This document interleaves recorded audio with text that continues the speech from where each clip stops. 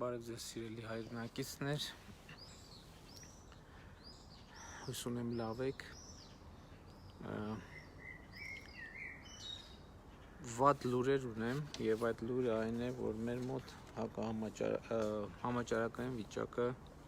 էլ ավելի է վատանում, նոր կորոնավիրուսով դեպքերը արդեն այսօր 3 արձանագրել ենք 697 դեպք։ Ինչ է սա նշանակում։ Սա նշանակում է, որ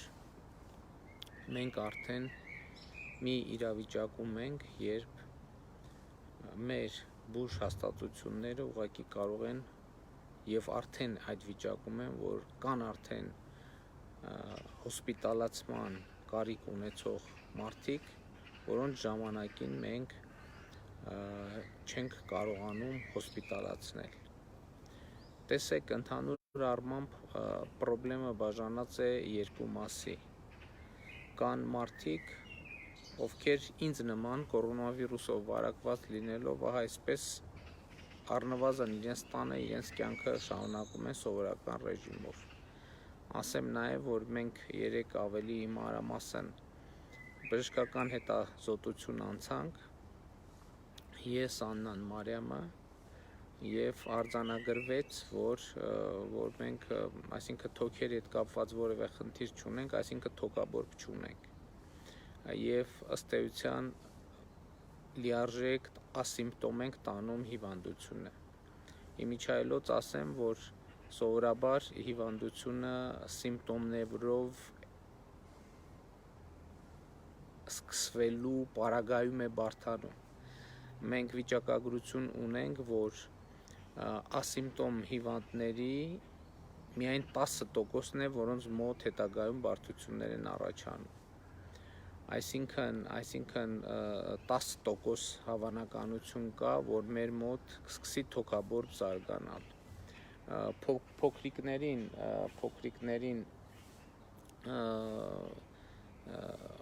ավելի մանրամասն հետազոտության կենթարկենք այսօր, բայց նախնական տվյալներով իրենց մոտ էլ նույն վիճակն է, որովհետև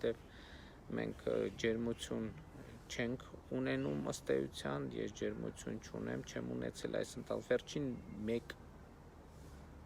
ամսից ավելի ես ամենօրյա ռեժիմով ջերմությունս չափել եմ, ջերմություն չունեմ և չեմ ունեցել վերջին 1 ամսվա ընթացքում, պատկերացնում եք այս ասիմպտոմի նենգությունը, այսինքն մարդ կարող է վարակվել և ընդհանրապես ջերմություն չունենալ և պարզվել, որ ինքը պոզիտիվ է։ Հիմա ինչու եմ սա ասում։ Սա ասում եմ, որ տեսեք, այս հիվանդությունը այնքան նենգ է, ես հասկանում եմ, հիմա սենց համ ասում եմ կորոնավիրուսով վարակված եմ, համ սենց եթեր եմ մտնում, աշխատում եմ, բրիֆինգ եմ տալիս, դուք տեսնում եք ինձ, այսինքն հիվանդ տեսք չունեմ, ինքնազգացողության բացի ինչ-որ մի քիչ հոդացավերից ուրիշ տենց առանձնապես սիմպտոմ չունեմ։ Եվ հիմա իմ խնդիրն է բացատրել իրավիճակի լրջությունը։ Այսինքն այս երկակի իրավիճակը պատկերացնում եք, չէ, ինչ վիճակ է։ Բայց մյուս կողմից այն փաստը, որ ըստ էության հիվանդների մեծամասնությունը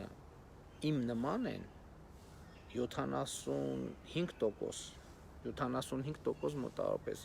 ասիմպտոմ են։ Մեզ խանգարում է, որպեսզի մենք իրավիճակի լրջությունը բավարար չափով գնահատենք։ Բայց այն 25%-ի մեջ լրջությունը նրա մեջ է, որ այն 25%-ի մեջ մարդիկ կան,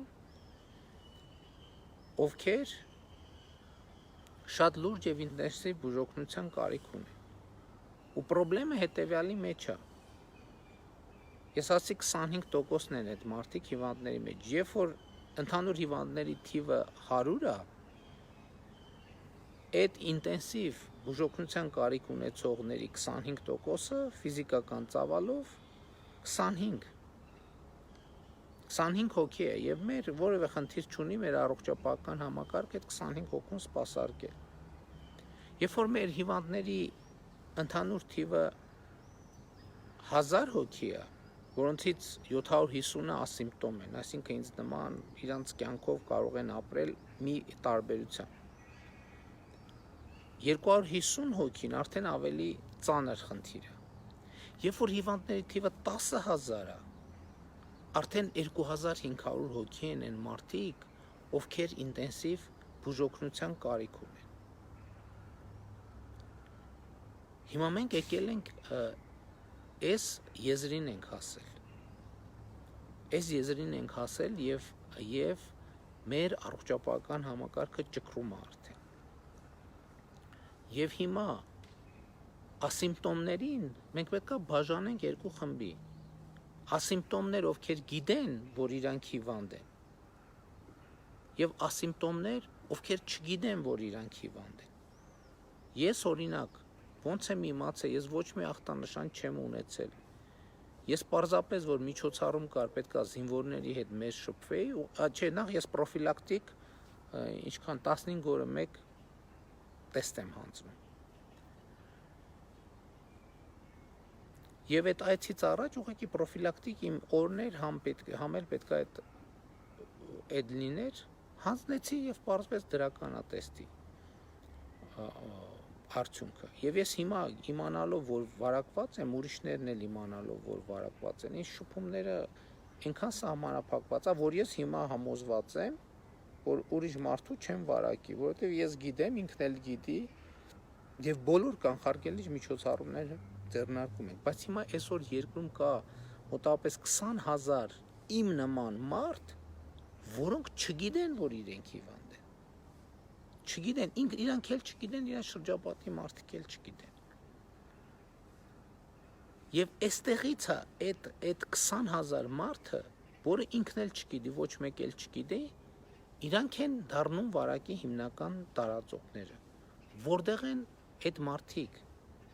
Այդ մարդիկ հասարակական տրանսպորտի մեջ են, աշխատանքի վայրում են, սրճարանում են, փողոցում են քայլում։ Եվ որպեսզի այս վարակի այսպիսի տարածումը տեղի չունենա,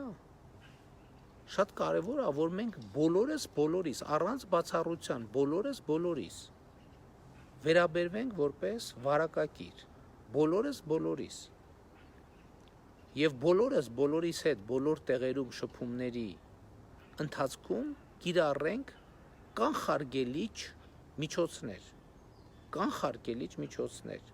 Դա հակահամաճարակային կանոնների պահպանումն է։ Ամենուր,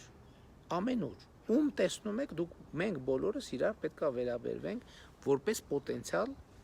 վարակակրի, որովհետև մենք վստահաբար գիտենք, որ երկրում առնվազն 20-25 հնարավոր է 30,000 իմ նման ասիմպտոմ հիվանդներ կան, այն տարբերությամբ, որ իրանք չգիտեն, որ իրանք հիվանդ են։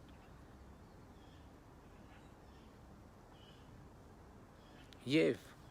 գիտեք, որ այսօրվանից դիմակ կրելը պարտադիր է։ Ամեն օր տնից դուրս ամեն օր պարտադիր է։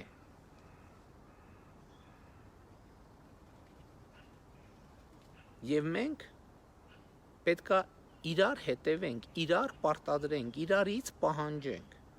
որ հակահամաճարակային կանոնները լիարժեք պահպանվեն։ Եվ ես նախորդ օրը եւ երեք համոզվեցի, որ այս ընթացքում մեր կիրառած ամենաարդյունավետ գործիքը հանրային վերահսկողության գործիքն է։ Եվ ես երեք հայտարարեցի, որ մենք ձևավորում ենք հակահամաճարակային հանրային վերահսկողության թիմ։ Եվ ես հիմա ուրիշ խնդիր եմ դնում, Հայաստանում պետք է սկսի հակահամաճարակային շարժում։ Եվ մեզնից յուրաքանչյուրը պետք է իրենից կախվածը անի համաճարակի տարածումը կանխելու համար։ Ինչպես առաջինը ինքը ճշգրտորեն պահի հակահամաճարակային կանոնները, եւ ուրիշներից պահանջի հակահամաճարակային կանոնների պահպանում եւ հակահամաճարակային կանոնների խախտման դեպքերը հրապարակի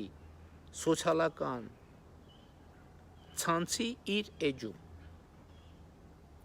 Արդեն իսկ պետական մարմիններում, ոստիկանությունում ստեղծվել է մոնիտորինգի խումբ, որը հետևելու է սոցիալական ցանցերում արվող ահազանգերին։ Եվ ես հիմա ուզում եմ կոչ անել բոլորիս, որ բոլորով միանանք այդ շարժմանը, բայց առաջինը մենք ինքներս պահպանենք կանոնները։ Ընդ որում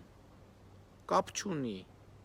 մենք ախտորոշված ենք, թե ախտորոշված չենք։ Հիմա օրինակ ես ախտորոշված լինելով, ես էլ ունեմ այդ խնդիրը, օրինակ մենք թույլ չենք տալիս, որ մեր տուն շեմքից ներս ուրիշ մարդ մտնի։ Անկախ նրանից, այսինքն ամենատարբեր առիթներով եւ պատճառներով։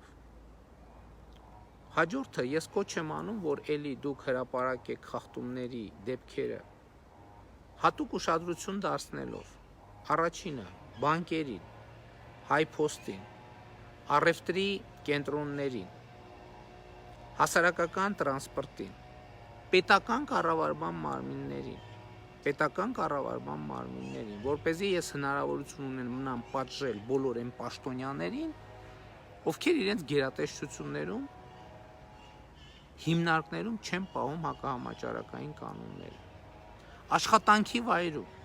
որևէ տեղ, որ աշխատում եք, չգիտեմ, էական չի, թե որտեղ եք աշխատում, պետական թե ոչ պետական հիմնարկներում, որտեղ Գլորիայի դեպքը ցույց տվեց, ընդամենը տեսեք, մի հատ ավտոբուսի կադր էր, որը հրապարակվեց, եւ այդ ավտոբուսի կադրը ցույց էր տալիս, թե ինչ որակ է այնտեղ հակահամաճարակային կանոնների պահպանման, եւ միանգամից տասնյակ աշխատողներ հետևից ախտորոշվեցին դրական։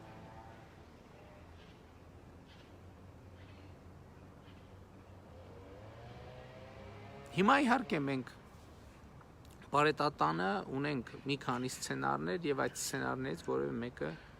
կկիրառենք, բայց իմ կոչը, խնդրանքը, ակնկալիքն է, որ Հայաստանում սկսվի հակահամաճարակային շարժում, որը պետք է արտահայտվի 3 բանով։ Մեզնից յուրաքանչյուրից, անկախ նրանից իր վիճակում, ինչ վիճակում է, պահանջվում է հակահամաճարակային կանոնների պահպանում։ Ես իմ մասով պահպանում եմ, որ մեկուսացած եմ, չեմ շփվում կամ շփվում եմ այնպես, որ վստահ լինեմ, որ չեմ վարակելու ուրիշների։ Երկրորդը վերահսկել ուրիշների կողմից կատարումը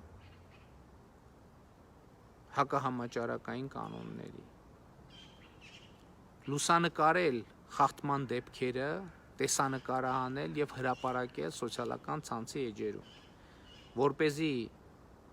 նախ ռեպուտացիոն խնդիրներ, երեք օրինակ բանկերի դեպքում ինչ պարզվեց, ընդամենը մի քանի ժամվա ընթացքում հարցերը լուծվեց, որովհետեւ բանկերը հասկացան, որ իրենց ռեպուտացիայի գործարար համբավի վրա շատ նեգատիվ ազդեցություն է ունենում դա։ Սա շատ կարևոր բան է։ Այսօր էլ եկեք այդ process-ը շարունակենք։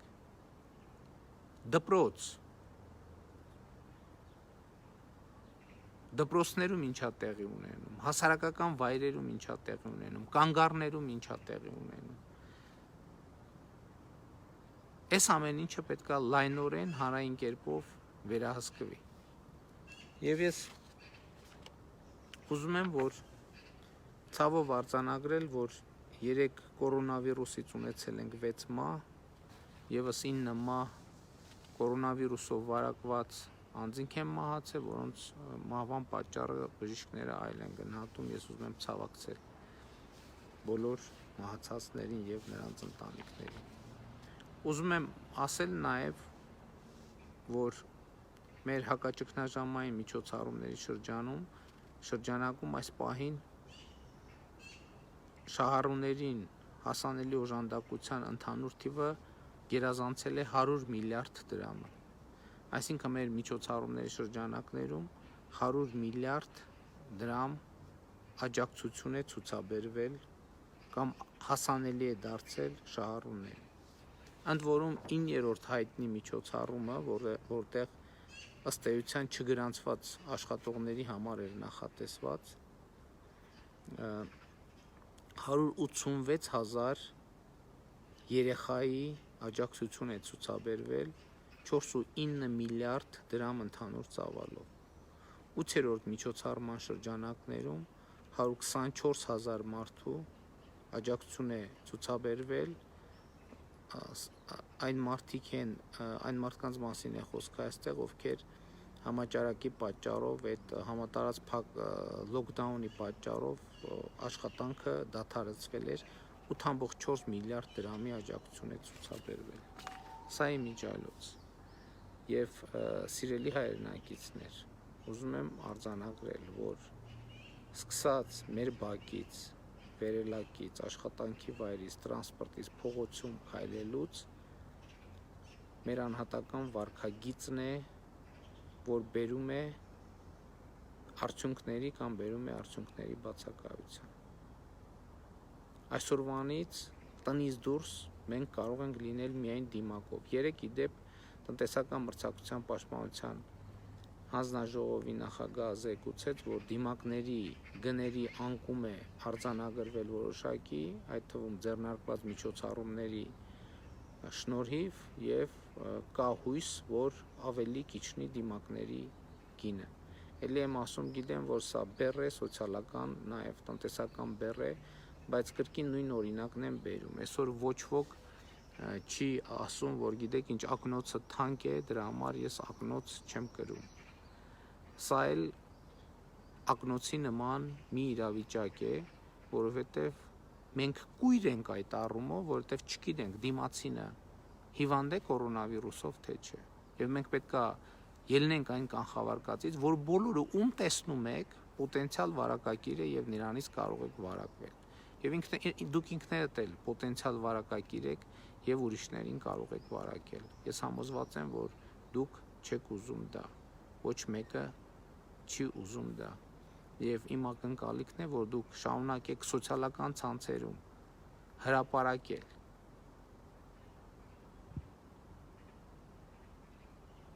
խախտումների բոլոր դեպքերը, ինչպես նաև այո կարող եք իմ Facebook-յան էջին ուղարկել եւ մենք նաև մեր էջում որոշակի հրապարակումներ կիրականացնենք։ Սա հանրային մասով, մնացած մասերով մենք քննարկումները շարունակում ենք անընդհատ եւ կկայացնենք անհրաժեշտ որոշումներ։ Լավ եղեք, սիրում եմ բոլորիդ եւ հպարտանում եմ բոլորովդ, սա ծանր օրհասական պահ է եւ համոզված եմ իրար հետ մենք կհաղթահարենք այս պահը։ Դուխով, բայց բարձր կարգապահությամբ։ Սա մեզ համար շանս է, որպեսզի մենք վերափոխենք մեր վերաբերմունքը կանոնների նկատմամբ, պետականորեն հաստատված կանոնների նկատմամբ եւ դե յուրե կանոններին վերաբերվենք ավելի պատասխանատվությամբ, քան գոյություն ունեցող դե ֆակտո եւ ենթամշակութային կանոններին։ Լավ եղեք ժողովուրդ ջան, առայժմ